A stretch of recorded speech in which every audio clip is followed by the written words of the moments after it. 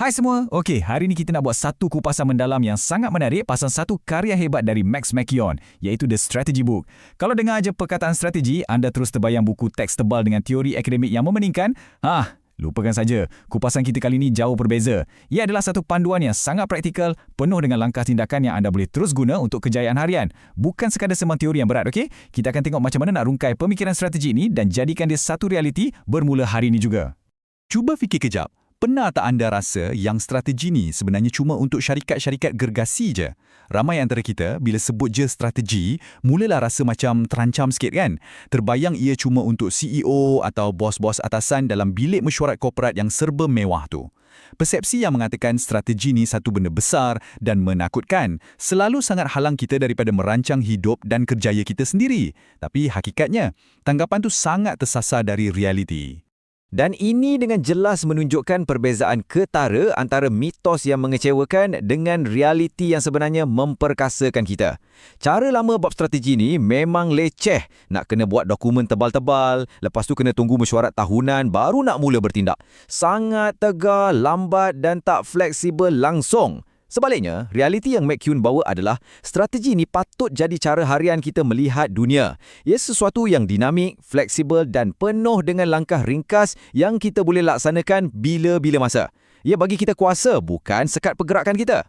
Untuk panduan kupasan kita hari ini, kita akan mulakan dengan mitos lawan realiti strategi. Lepas tu kita tengok kitaran strategi berterusan, kuasa fokus dan pilihan, cara bertindak dalam ketidakpastian dan akhir sekali, aplikasi kehidupan sebenar. Susunan ni akan bantu anda nampak gambaran yang jauh lebih jelas dan praktikal. Okey, jom kita selami bahagian pertama, mitos melawan realiti strategi. Apa sebenarnya strategi ni? Mari kita sama-sama runtuhkan terus dinding teori akademik yang berat-berat tu. McKeown bawa satu poin yang sangat menarik. Dia kata strategi ini bukannya satu dokumen tebal yang duduk berhabuk dalam laci meja anda. Tak sama sekali. Strategi yang baik mestilah ringkas, boleh terus dilaksanakan dan boleh diulang-ulang. Ia sebenarnya macam satu takbiat harian tau. Anda biasakan diri tanya soalan-soalan tajam setiap hari pada diri sendiri. Soalan macam, apa yang tengah berubah kat sekeliling aku sekarang? Atau, apa peluang yang ada di luar sana yang orang lain tak nampak tapi aku boleh sapu? Masuk bahagian kedua pula, kitaran strategi berterusan. Ini adalah tentang strategi harian anda. Kena faham yang strategi ni bukan benda yang anda buat sekali awal tahun masa tengah semangat tulis azam lepas tu masuk bulan Februari dah lupa. Tak, ia adalah satu gelung kitaran berterusan yang menghubungkan cara kita berfikir dengan cara kita bertindak. Ada 3 batu loncatan yang kritikal kat sini. Pertama, fikir.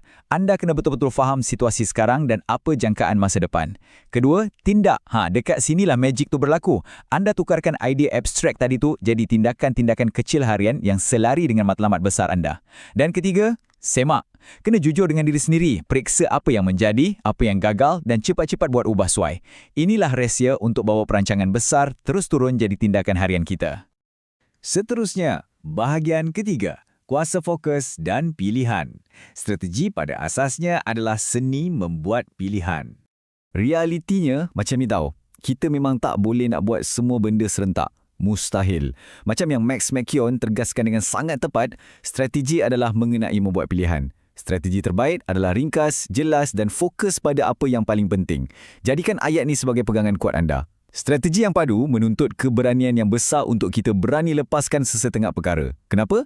Sebab kita nak curahkan 100% fokus dan tenaga pada benda yang paling penting, benda yang bakal bagi kita impak yang paling besar. Okey, kita bergerak ke bahagian keempat. Bertindak dalam ketidakpastian atau dalam erti kata lain, bertindak sekarang juga. Kalau tengok kat luar sana, ramai orang yang memang pakar bab buat perancangan atas kertas. Tapi tindakan strategi yang sejati ni maksudnya kita ada daya tahan untuk terus melangkah ke depan walaupun jalan tu nampak kabur dan penuh ketidakpastian.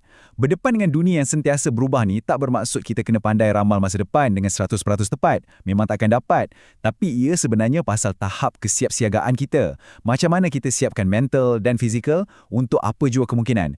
Dan yang paling kritikal sekali, macam mana kita boleh belajar dan beradaptasi dengan pantas bila keadaan tiba-tiba berubah tanpa diduga. Sekarang, apa yang sangat menarik tentang perkara ini adalah anjakan paradigma yang ia minta dari kita. Pegang ayat ni. Cara terbaik untuk meramal masa depan adalah dengan menciptanya. Satu tindakan terancang pada satu masa. Terus rasa berbeza kan? Ia mengubah posisi kita. Daripada sekadar jadi pemerhati pasif yang asyik meneka-neka apa yang bakal jadi, kita bertukar jadi seorang pencipta yang aktif. Kita yang secara sengaja atur langkah demi langkah untuk bentuk sendiri masa depan yang kita nak. Dan yang terakhir, bahagian kelima, aplikasi kehidupan sebenar. Ya, strategi adalah untuk kegunaan kita semua. Jadi, soalan utamanya, macam mana kita nak bawa masuk semua konsep mantap ni terus ke dalam konteks hidup kita kat Malaysia ni? Tak kisahlah untuk bisnes, kerjaya atau hal peribadi. Okey, mari kita bedah satu-satu secara praktikal. Pertama, untuk kita yang tengah bangunkan bisnes kecil, jangan buang masa dan tenaga cuba nak lawan semua syarikat besar. Tindakan strategi kita mudah je. Pilih satu niche yang sangat spesifik dan bagi 100% fokus pada nilai unik yang cuma kita je boleh tawarkan. Kedua, bab kerjaya. Jangan sekadar duduk kat meja tunggu arahan bos je. Fikir strategik sikit. Buat sesuatu hari ini yang bakal bagi impak besar pada kejayaan anda dalam 6 ke 12 bulan akan datang. Dan yang ketiga, untuk kehidupan pribadi.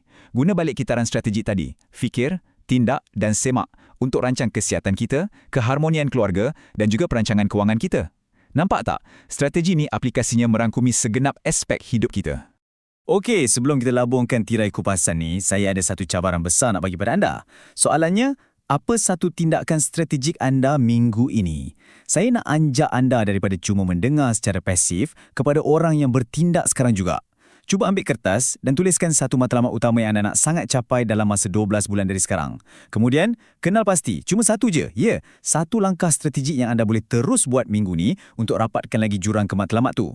Ingat tau, strategi ni bukan sekadar sembang teori kosong, ia menuntut tindakan. Jadi jom kita berhenti bertindak main sembrono dan mula cipta kerjaan kita secara strategi.